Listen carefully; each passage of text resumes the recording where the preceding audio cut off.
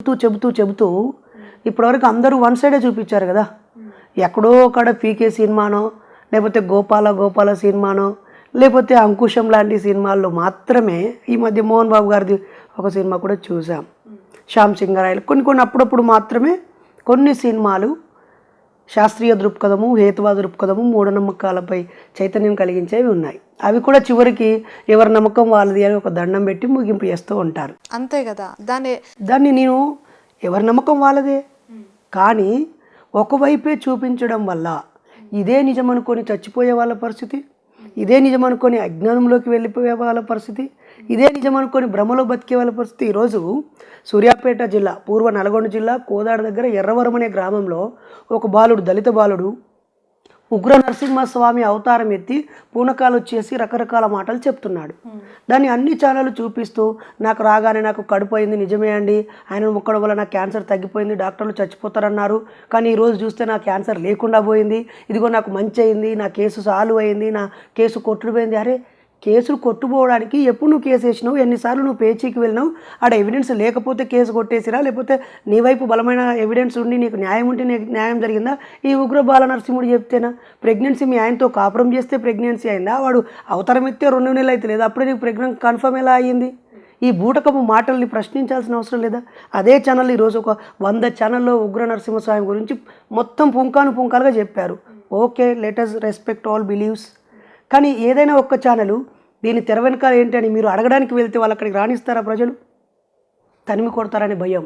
అంటే ఇప్పుడు ప్రపంచంలో ఎంతో కొంత మేజర్ సెక్షన్ ఆఫ్ పీపుల్ మతాలు, విశ్వాసాలు, నమ్మకాలు, దేవుళ్ళు, హిందుత్వం అని చెప్పి వెళ్తూ ఉన్నారు. ఒక హిందువే కాదు, ప్రపంచం మొత్తం అయితే ఎక్కువ క్రిస్టియానిటీ ఘోరంగా ఉంటుంది. ఇంత నమ్మకాన్ని మీరు ఎదిరించటం అవుతుందంటారా?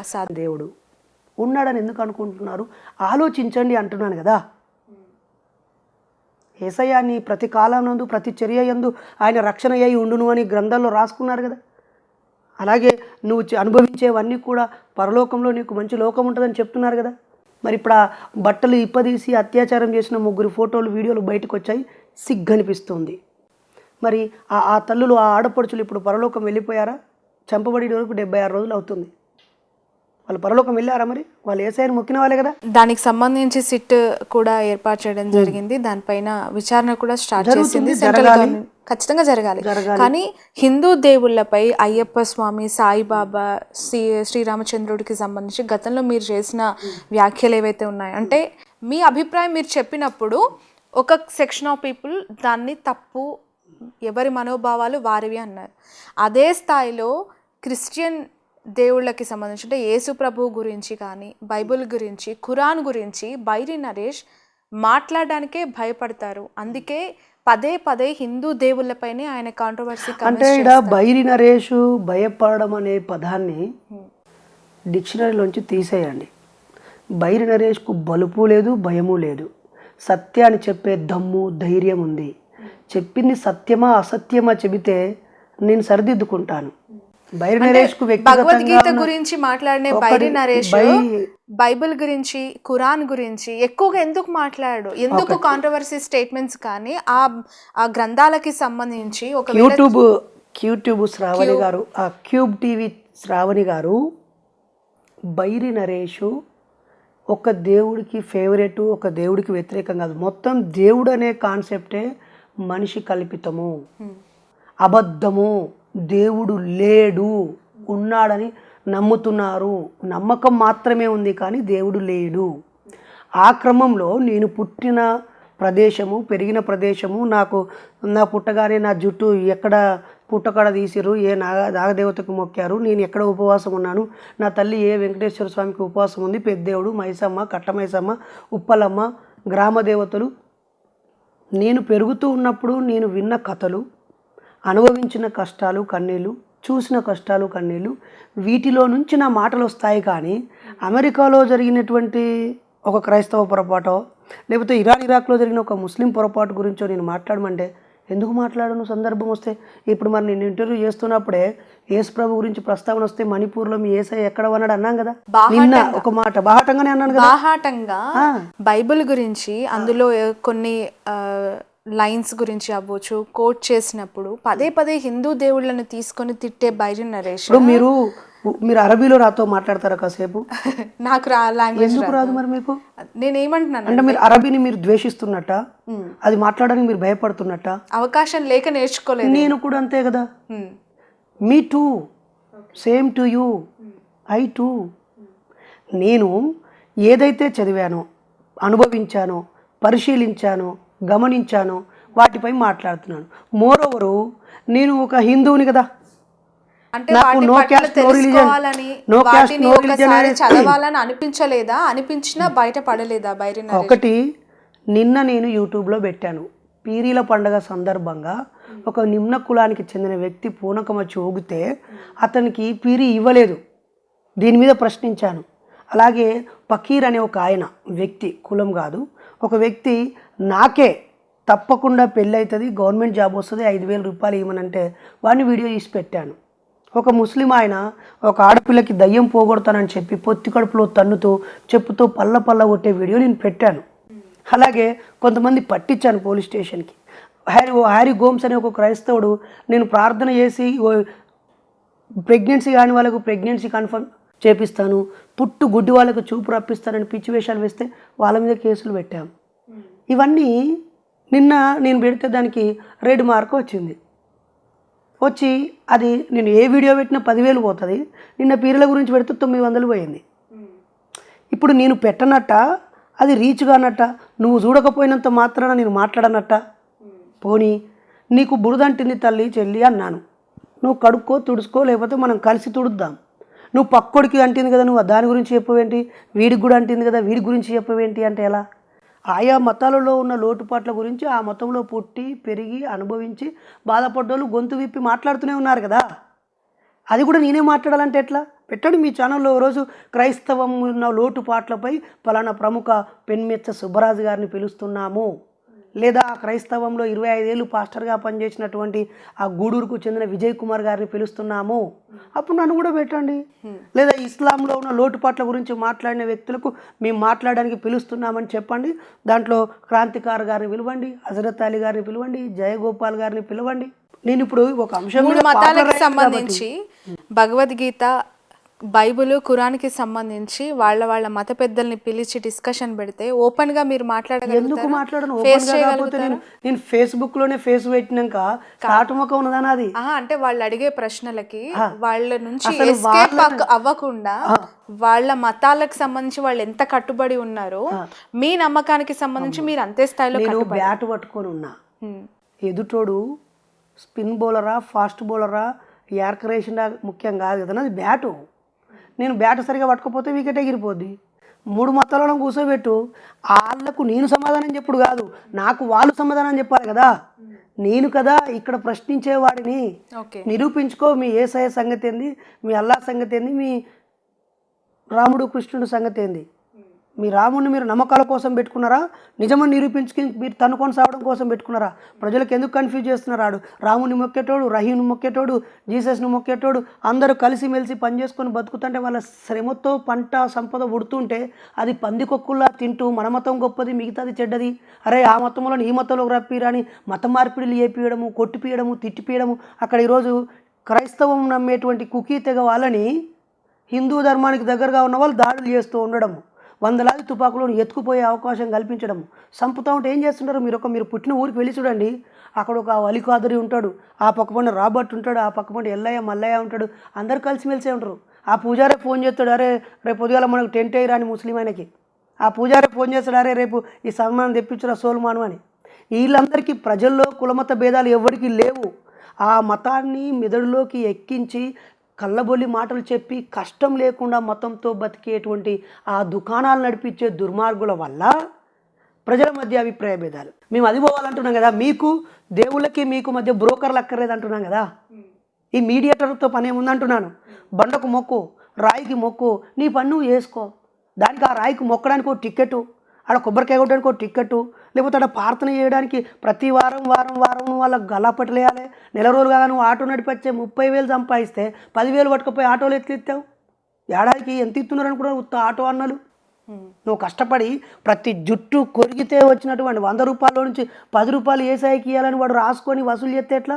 ఎవరైనా యేసుప్రభు నమ్మేవాళ్ళు 4 వారాలు 2 వారాలు పోకపోతే ఈయన ఎందుకు రాలే అని చెప్పి ఒక టీమే వస్తుంది వాళ్ళ ఇంటికి వచ్చి మళ్ళీ కరెక్ట్గా వెనకకు రప్పించుకొని ఇప్పించుకుంటారు. ఇంకా నయం ఈ కరోనా తర్వాత సగం దుకాణాలు ఎగిరిపోయినాయి. ఇప్పుడు ఆ చిన్న చిన్న దుకాణాలు అయిపోయి పెద్ద పెద్ద మార్ట్లు వచ్చినట్టుగానే పెద్ద పెద్ద ఫంక్షన్ హాల్ని రెంట్ తీసుకొని అందులో నడిపిస్తూ చేసేస్తూ ఉన్నారు. ఇవన్నీ బిజినెస్లే ఇవన్నీ.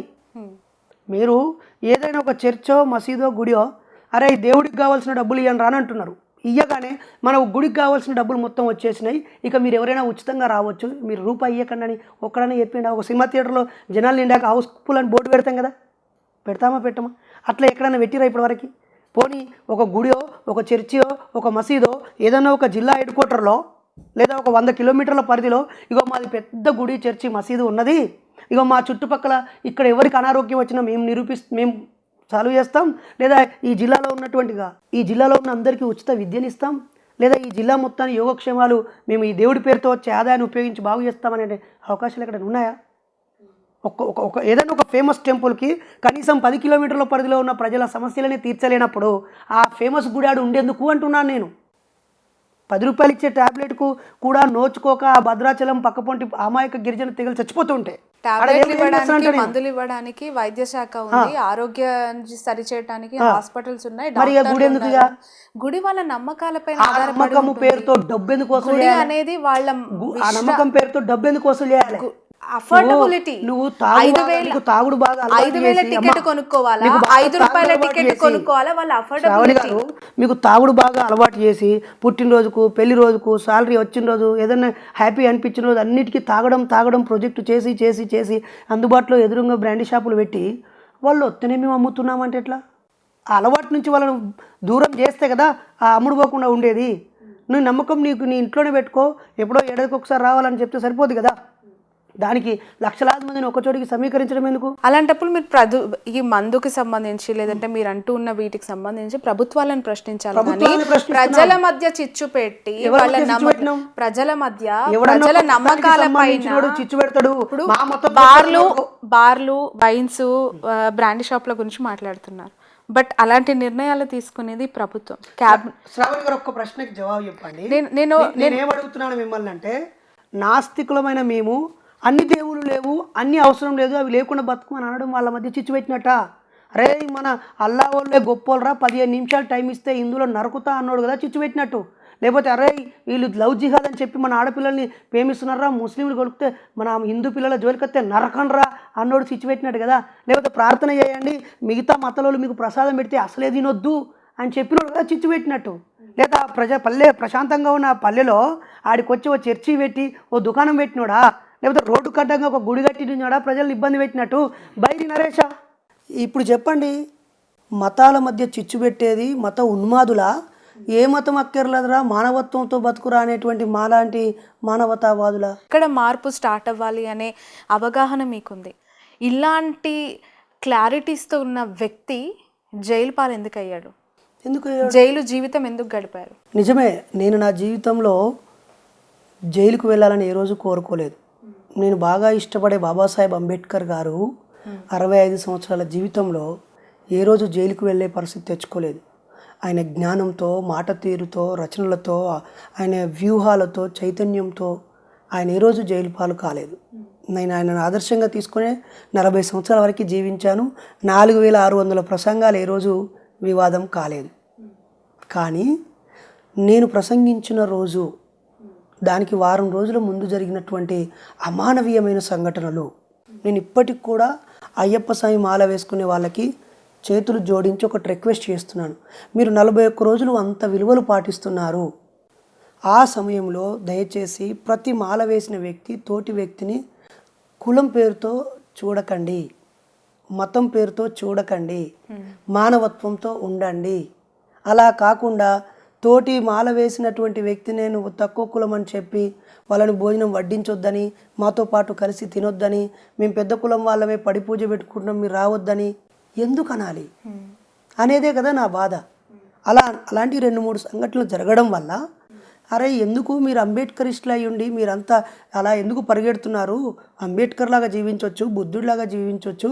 ఈ 41 రోజులు చెప్పే ఈ సిద్ధాంతాలే వాళ్ళు అప్పుడే చెప్పారు, మనం ఆ దారిలో వెళ్దామని చెప్పడం కోసం ఒక మహనీయుడు రాసిన పాటని, చాగంటి గారు చెప్పిన మాటని, ఆర్జీవి గారు చెప్పిన మాటని, చిన్నజీఆర్ గారు చెప్పిన మాటని వాళ్ళ గ్రాంధిక భాషలో అర్థమయ్యి అర్థం కానట్టుగా అర్థమయ్యే భాషలో కాకుండా నేను నా ఎదురుగా ఉన్న ప్రజలకి అర్థమయ్యే విధంగా మాస్గా ఉదాహరణతో చెప్పాను.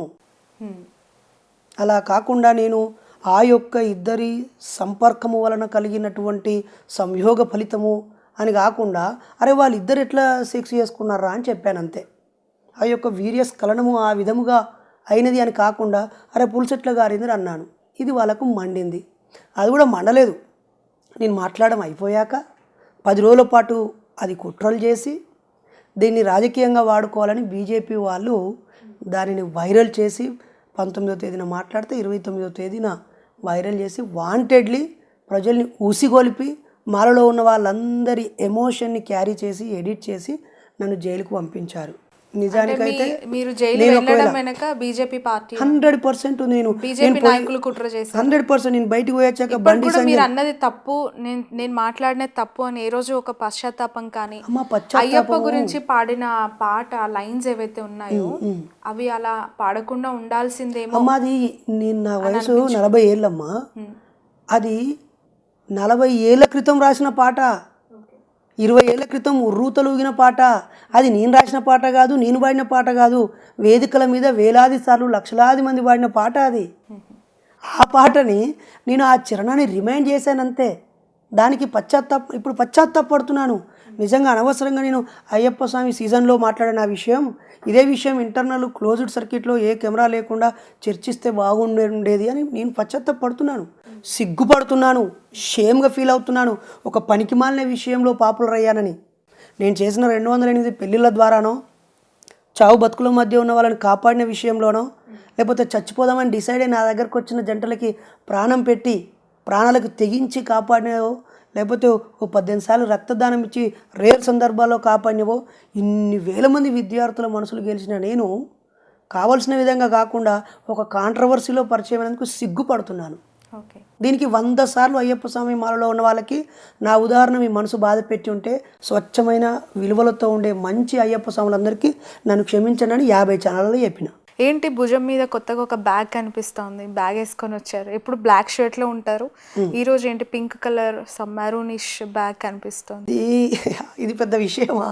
నాతో ఎప్పుడు ప్లెయిన్ షర్ట్లో ఎందుకు ఆడపిల్లలే వేసుకోవాలి ఆ బ్యాగులు, మేము మొగలు వేసుకోకూడదా? తప్పులేదు. మీరు హ్యాండ్ బ్యాగ్ వేసుకుంటే నానొస్తే పండగ, పండగప్పుడు పండగ కాదు, నానొస్తే పండగ. అలా ఉండేది. వెళ్తూ ఉన్నప్పుడు చాలా దూరం నడుచుకుంటూ వెళ్ళి మధ్య మధ్యలో ఆగి అమ్మ మీద పడి ఏడవడాలు, ఇవన్నీ నేను అప్పుడే ఆలోచించాను. అందరూ అమ్మా నాన్నలు ఒకే చోట పొలం పనులు చేసుకుంటూ భూములు జాగలు కరెంట్లు బాయిలు తవ్వించుకుంటూ నల్ల పెట్టుకుని అట్లా పోయేస్తారు. పొద్దున 1 గంట, సాయంత్రం 1 గంట పోతారు. ఆ పొలం నాటేసే సమయంలోనే 2-3 రోజులు, వారం రోజులు బాగా కష్టం ఉంటుంది నిజంగా. ఆ శ్రమ ఎవడు చెప్పలేడు, ఎవడు ఆ మట్టిలో దిగి చేయలేడు. మిగతా టైంలో అలా వెళ్ళి కరెంటు వేసుకొని వస్తూ ఉంటారు. కానీ మాకు మాత్రం ఎప్పుడూ ఆకలి పోరాటమే ఉండేది. అలా నేను దేవుణ్ణి పదే పదే మొక్కేవాడిని. మా నాన్న ఎప్పుడు వస్తాడు, మా అమ్మ నాన్న మాతో ఎందుకు ఉండకూడదు, వీళ్ళు పంట పొలాలు అమ్ముకోవడానికి వెళ్ళినప్పుడు ట్రాక్టర్ మీద వెళ్ళి తిరిగి వచ్చేటప్పుడు పనులు డబ్బులు రకరకాల వాళ్ళ ఆ పండుగలు వేరు. మేమేమో ఇలా ఉండిపోయాము, వాళ్ళు అలా ఉండిపోయారనే ఆలోచనలోంచి ప్రశ్నలు వచ్చేవి. ఆ తర్వాత అమ్మ ఒకసారి నాకు పెట్టకుండా దేవుడికే పెట్టింది వండినవన్నీ. అది నేను అలాగే చూస్తున్న దేవుడు తింటాడా అని. ఒక కుక్ వచ్చి అక్కడ ఆ రాయిని చుచ్చు పోసి వెళ్ళిపోయింది, అది దాని మీద పడింది. అప్పుడు ఫ్యూజులు అవుట్. నేను I was in 4th class. ఇదేంటి మా అమ్మ నాకే పెట్టకుండా, అంటే మీరు ఆ సందర్భంలో ఆకలిగా ఉన్నారు. అదేం కాదు, అది ఒక రకమైన రోజుల తరబడి ఎదురు చూస్తున్న ఇన్సిడెంట్ కదా. అమ్మ పిండి వంటలు చేస్తుంది, దానికి పిండి పట్టుకొచ్చింది నేనే, ఆ కంకులు పరిగెరకొచ్చింది నేనే, ఆరబెట్టింది నేనే, సైకిల్ మీద తెచ్చిన అవి ముద్దలు చేసింది నేనే, అవి గారెలు చేసేటప్పుడు ఒత్తింది నేనే, ఆ కట్టెలు తెచ్చింది నేనే. అమ్మ బీడీలు చేస్తుంది, అవి తయారైనాక నాకు పెట్టకుండా దేవుడికి పెట్టింది. ముట్టొద్దు, దేవుడికి పెట్టకుండా ముడితే కళ్ళు పోతాయి. మరి దేవుడు ఇన్ని రోజుల నుంచి ఎందుకు ఇవ్వలే మాకు అప్పాలు? మా అందరి శ్రమతో తయారైనాక దేవుడికి పెట్టకపోతే మా మీద పగబట్టి నా కళ్ళు తీసేస్తాడా? అప్పుడు వాడు మంచోడు ఎట్లయితాడు? దేవుడు వచ్చి బిడ్డ అని నన్ను తినమనాలి, లేకపోతే ఆయనే మాకు కావాల్సినప్పుడు ఇవ్వాలి, లేకపోతే బిడ్డ నాకు ఫస్ట్ పెట్టమని అడుక్కోవాలి. అలా కాకుండా వీడు నాకు పెట్టకుండా తినడానికి పగబడతాడా? అంత పగబట్టేటోడా దేవుడు? అంత చెడ్డోడా అని ఆలోచించేవాడిని. అలా అవి తీసుకెళ్ళి ఆడ పెట్టడము, ఆ టైంలో ఆ ఇన్సిడెంట్ జరగడము, ఇదేంటి దేవుడు తినడు, ఇప్పుడు దీని మీద కుక్క చుచ్చి పోసింది, అసలు మనసులో మేము తినకుండా అయింది, ఇంకెవరు తినకుండా అయింది అని చూసి మళ్ళీ 2వ రోజు ఆడికి పోయేసరికి అవి కూలిపోయి విస్తరాకి, 3వ రోజు డికంపోజ్ అయిపోయి, 4వ రోజు పురుగులు అవి తిని, 5వ రోజు రకరకాలు, ఇంకా 4-5 రోజుల తర్వాత అది రూపాయలు లేకుండా పోయింది. సో దేవునికి పెట్టుడు దండుగా, అదేదో అవసరం ఉన్న వాళ్ళకి పెట్టుడు మంచిది. నేను ఇదే విషయం ఒకసారి మా ఊళ్ళో పెడితే మా ఊళ్ళో అందరు తిట్టిలు, అరే ఊరంతా కలిసి పైసలు వసూలు చేసి ఊరందరికీ అన్నదానం పెడుతున్నారు. దానం చేయడం అంటే ఏంటిది? లేనివాడికి ఇచ్చుడే కదా. లేని వాడికి ఇస్తే అది దానం, ఉన్నవాడికి ఇస్తే దానం కాదు. అది దానికి ఏదో ఒక పేరు పెట్టుకోవాలి. అయితే అందరికీ అన్నదానం, ఎవరింట్లో వాళ్ళకి అన్నం లేదా? ఆ డబ్బులు, ఆ వండిన పదార్థం ఎవడైతే ఆకలితో ఉన్నాడో, ఎక్కడైతే అవసరం ఉందో ఆడికి పోయి ఒకరోజు ఇచ్చిరాని అనాథ పిల్లలు ఏ దేవుడి పేరుతో అయినా అనాథ పిల్లలు నడిపిస్తున్నారు కదా ఆశ్రమాలు. వాళ్ళైతే నాస్తికులు కారు కదా. ఆ అనాథ పిల్లలకి ఇవ్వండి. ఊరంతా కలిసి రేపు చూడండి, వినాయక చవితి సందర్భంగా అన్నదానం పెడుతున్నామని చెప్పి బియ్యాలు వసూలు చేస్తారు, డబ్బులు వసూలు చేస్తారు. నాట్ ఓన్లీ వినాయకుడు, యేసు ప్రభువులు అయితే ప్రతి నెల 10వ భాగం వారం కూడా వసూలు కార్యక్రమం వాళ్ళకి గట్టిగానే ఉంటుంది. ఎవరికి దానం చేస్తున్నావు అన్నం? దానివల్ల ఏం ప్రయోజనం? ఆకలితో ఉన్నాడు కదా. దానికి బైబిల్లో ఆకలి ఉన్నవారు ధన్యులు, మలమలలాడే పొట్టతో ఉండి ప్రార్థన చేస్తే పరలోకమందు పరమాన్నం పెడతారని రాసుకున్నారు. ఇవన్నీ అట్లనే అని చెప్పి మొన్న ఒకడు కెన్యాలో 175 మంది అన్నం తినకుండా వాళ్ళంతటా వాళ్ళే యేసుప్రభుకు ప్రార్థన చేసి అస్థిపంజరాలే చచ్చిపోయారు. గుట్టలుగా అస్థిపంజరాలు బయటకు వచ్చాయనే సంచలన వార్త మనందరం చూసినాం. ఇవే ఉంటాయి. మీరు ఏడ చూసినా నువ్వు తినకు, నువ్వు సావు, సచ్చినాక నీకు ఆనందం వస్తుంది, సచ్చినాక నీకు స్వర్గం వస్తుందని అన్నీ అర్థం లేని, ఆధారం లేని ముచ్చట్లే చెప్తారు. సో ఈ కుటుంబ పరిస్థితులన్నీ మిమ్మల్ని నాస్తికత్వం వైపు నడిపించాయా? అవును. మరి ఇంట్లో అమ్మ నాన్న ఎదుగుతూ మొదట్లో పరమ భక్తులు. ఓకే. ప్రత్యక్షంగా పరోక్షంగా మా అమ్మ మా తమ్ముని కోసం దేవునికి మొక్కడం కంటే నా కోసం 10 రెట్లు మొక్కుంటుంది. నా కొడుకు భక్తుడిగా మారాలి, నా కొడుకు ఖచ్చితంగా గుండు కొట్టించుకోవాలి, నా కొడుకు గవర్నమెంట్ నౌకరు రావాలి. ఇప్పటివరకు గుండు కొట్టించుకోలేదు ఎక్కడ. ఎప్పుడో అయినా నాకు గుండుతో ఏం పని తల్లి. ఇప్పుడు పోయేటప్పుడు నాకు నచ్చలేదు అనుకో, గుండు కొట్టించుకుంటా. ఏం గుండుకును దేవుడికి ఏం సంబంధం అసలు? అంటే దేవుడి దగ్గర వెంట్రుకలు ఇస్తే మంచిది, లేదంటే మొక్కులు చెల్లించుకోవడంలో భాగం. ఒక 100 సంవత్సరాల వెనుకకు పోదాం, ఏ దేవుని దగ్గర ఎవరు జుట్టు ఇవ్వకపోయేది. ఒక 70 సంవత్సరాల క్రితం పోదాం, ఏ దేవుని దగ్గర ఎవరు గుండు ఇవ్వకపోయేది. ఆ గుండు కొట్టించుకోవడం అనేది బుద్ధిస్ట్ కల్చర్. ఓకేనా? అలంకరణతో పని లేదని, అది కూడా నేను దాన్ని కూడా పెద్దగా యాక్సెప్ట్ చేయను. అది కేవలం వెంకటేశ్వర స్వామి అనే టెంపుల్ వల్ల ఈ గుండు కొట్టించుకోడు. అది కూడా ఒకసారి వెంకటేశ్వర స్వామి, ఇదంతా కల్పిత కథ అయినా స్టోరీలో ఉన్నదని మీకు గుర్తు చేస్తున్నాను. ఒకరోజు వేటకు వెళ్తే ఏదో జంతువు దాడి చేస్తే ఆయనకు జుట్టు కొంచెం పోతే, ఆయన ఇంటికి వచ్చిన తర్వాత వాళ్ళ భార్య చూసి, అయ్యో నీకు ఇక్కడ జుట్టు లేకపోతే బాగలేవని చెప్పి ఆమె జుట్టుని ఆయనకు అతికించడంతో ఈ ఆచారం మొదలయ్యి, ఓ వెంకటేశ్వర స్వామి నీకు కొంచెం జుట్టు పోయింది కదా, నాకు జుట్టు ఉంది, నా జుట్టు నీకు ఇస్తాను, నువ్వు నా కోరికలు ఇయ్యి అని చెప్పి దీనికి దానికి లింక్ పెట్టి ఓ స్టోరీ క్యారీ చేశారు. సరే, వెంకటేశ్వర స్వామి కంటే కొంచెం జుట్టు పోయింది, నువ్వు జుట్టు ఇచ్చినావు. మరి ఆ హనుమాన్ స్వామికి ఒళ్ళంతా జుట్టే కదా, నిజమా కాదా? మరి వానరంకి ఒళ్ళంతా జుట్టు ఉంటే నువ్వు జుట్టు ఎందుకు ఇస్తున్నావు అక్కడ? వేరే దేవుళ్ళకు కూడా ఇది విస్తరించింది. అంటే గుండు కొట్టే అనే ప్రక్రియ నాకున్నటువంటి ఏదో ఒక కోరిక కోసం దీన్ని పెంచి దీన్ని తొలగించుకోవాలనే ఒక మంచి కాన్సెప్ట్ ఉంటుంది. అలా రిమైండర్ కదా. కొంతమంది గడ్డం బాగా పెంచేస్తూ ఉంటారు, ఎందుకు అంటే నేను పలానా దేవుడి దగ్గరికి పోతాను, అది రిమైండ్ చేస్తుంది. సరే, అది రిమైండ్ ప్రాసెస్. కానీ ఇప్పుడు అది దావాలంలా విస్తరించి ఒక 30-40 సంవత్సరాల్లో అన్ని చోట్ల గుండ్లు, దానికి టోకెన్లు, దానికి కాంట్రాక్టర్లు, ఆ జుట్టు అమ్ముకొని కోట్ల రూపాయలు వ్యాపారం. కానీ జుట్టు మళ్ళీ రాదు అని ఒక్కసారి బోర్డు పెట్టుర్రి, ఎంతమంది ఇస్తారో చూద్దాం. పాపం కొంచెం పోతేనే 40-50 వేలు పెట్టి ప్లాంటేషన్ వేయించుకుంటారు. శుభమాని పెళ్ళి చేస్తారు. పెళ్ళి చేశాక నా బిడ్డకు పెళ్ళి అయితే నేను గుండు కొట్టిస్తా అనగానే ఇంత పొడుగు జుట్టు ఉంటుంది. పాపం ఆ జుట్టును చూసి ఆడు ఇష్టపడి పెళ్ళి చేసుకుంటాడు. పెళ్ళైనాక అక్కడ తీసుకుపోయి గుండు కొట్టిస్తారు. మీరు ఈ స్థాయిలో మాట్లాడుతున్నారు కదా, దేవుడు లేడు, నమ్మకం, మన నమ్మకాలు, విశ్వాసాలు, మతాలు, కులాలకి వ్యతిరేకంగా మీ యుద్ధం అని చెప్పి మీరు అసలు దయచేసి ఈ వ్యతిరేకము, అవమానించిండు, తిట్టిన అనే పదాలు తీసేయరు, అడగకండి.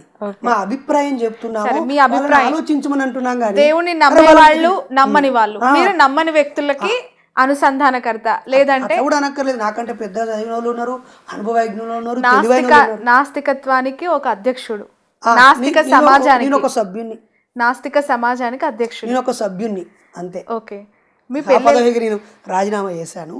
సో నేను I'm a member, okay, individual I'm an atheist.